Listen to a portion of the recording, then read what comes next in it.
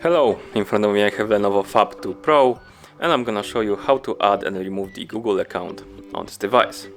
Let's start by opening the settings, and to do it, let's just tap on this icon right here, and then tap on the settings icon. Once in settings, let's scroll down and select accounts.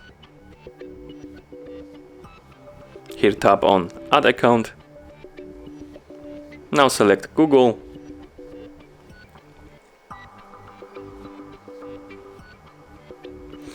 Here we need to enter the email address, so let's tap right here and enter one.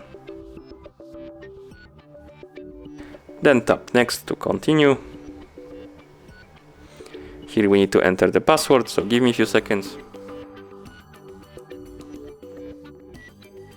And once you're done, tap next. Now tap on I agree.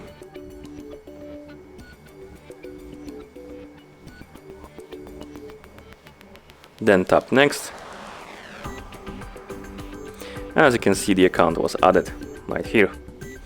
To remove the account, we just need to tap on it right here. As you can see, here's our account. Now we need to tap on this more options icon in the top right corner, and then select remove account and tap remove account to confirm. As you can see, the account was removed.